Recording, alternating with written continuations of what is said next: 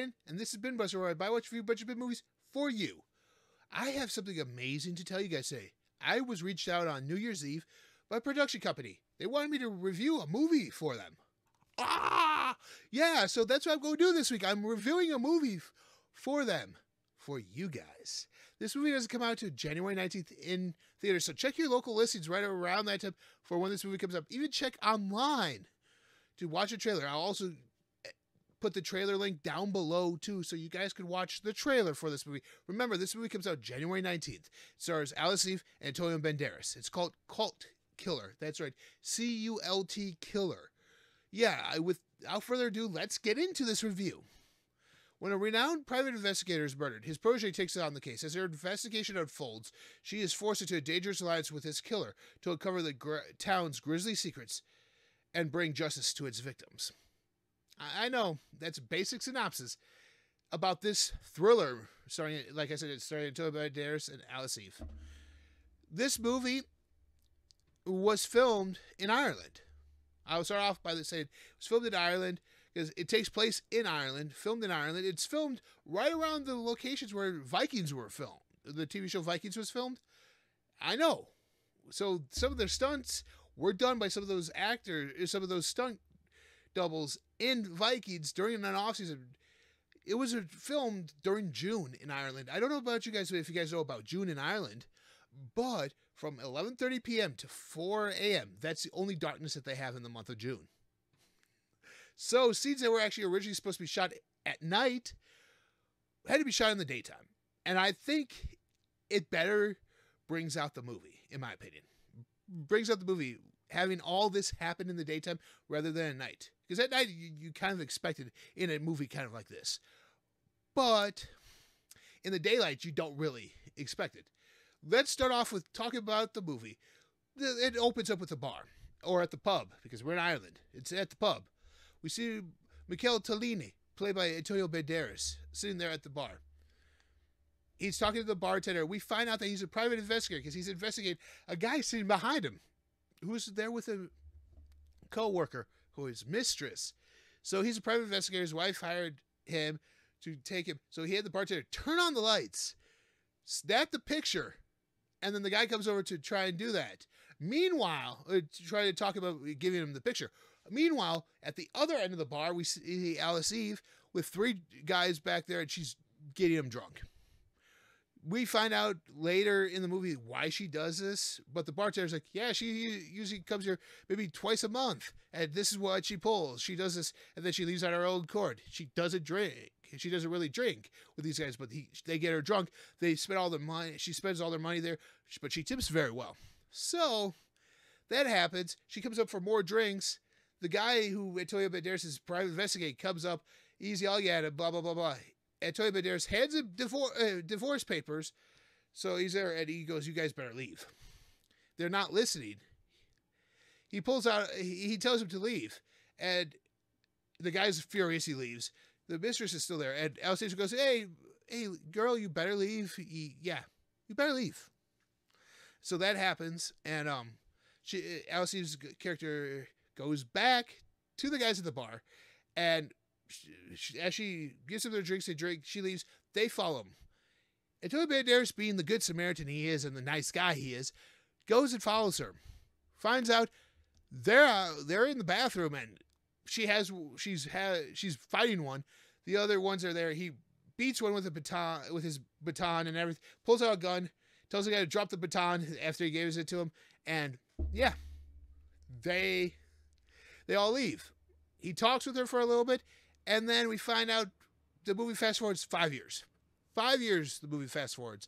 And we see now Michael Tellini with the sergeant detective here in Ireland. He's sitting there, they're talking about some case.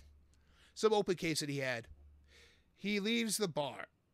He goes a separate way from the sergeant detective, and this young lady follows him, stabs Antonio Banderas a couple times, like, stabs him, and then leaves him for dead, takes his card key of his hotel and his phone. Why? Well, we think it's a credit card to begin with. Makes sense. Until later on in the movie, they say it's his hotel key. Then his phone. And he uses his finger to unlock it and everything.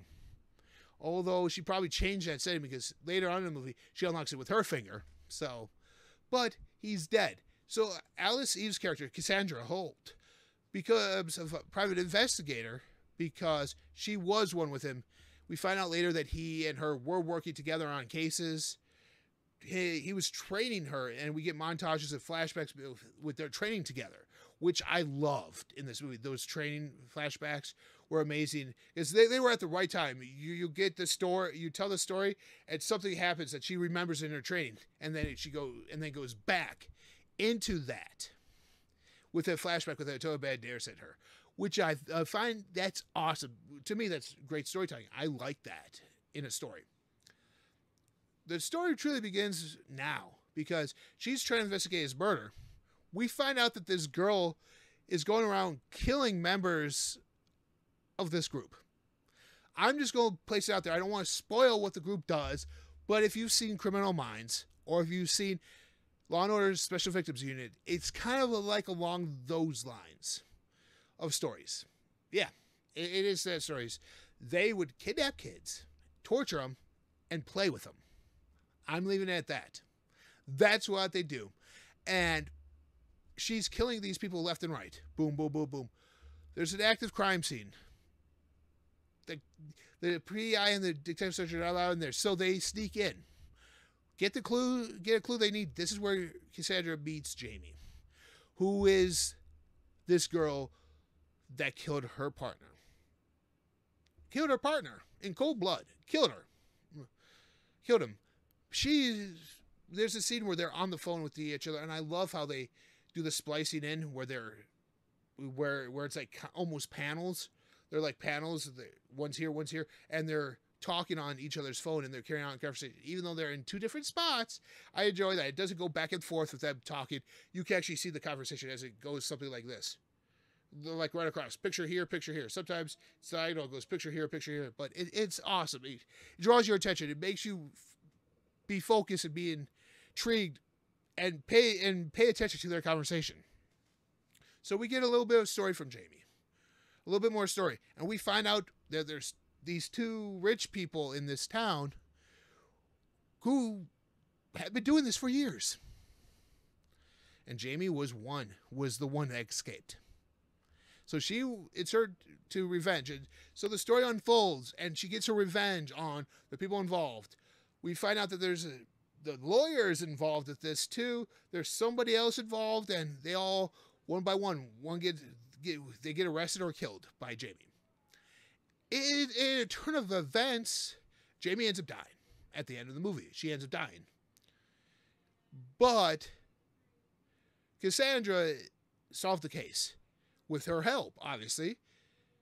Cassandra solved the case. And you're happy with the results.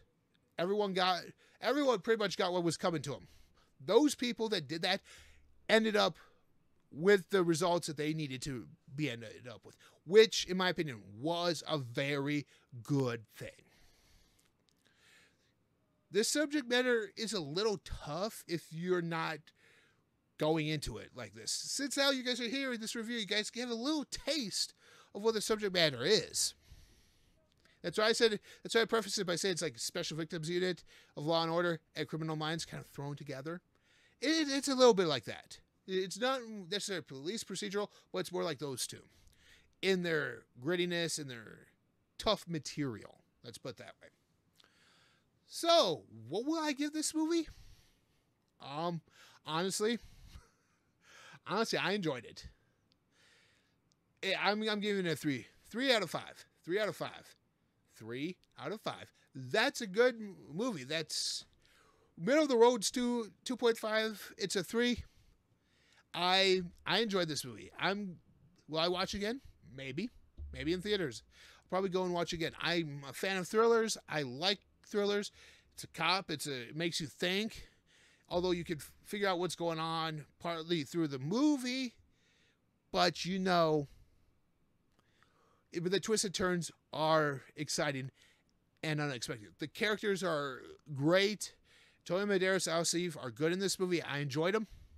I give this a 3 out of 5. And if you enjoyed this review, I dare you guys to go check out Cult Killer, coming out January 19th at your local theater. So check your local listings, or on your websites, or even on your phone when you go to your theater, and check out when that movie's coming out and playing near you, so you guys can go check it out as well. Tell them BINBUSTER sent you. You don't get anything for free, but just tell them BINBUSTER sent you. And they say, who's that? Oh, you're some guy on YouTube. That's your response. But anyways, I just want to say thank you to the production company for bringing this to my attention, for allowing me to do this review. You guys are amazing. Thank you for reaching out. And I hope you guys enjoyed this review, and I hope this inspires you guys to go see this movie. Come out January 19th. It's Cult Killer by Saban Films. Yes, I said Saban Films. Until next time, remember, Cult Killer is a thriller starring Antonio Banderas and Al Steve. So go make it a movie night and dive right in. Bye.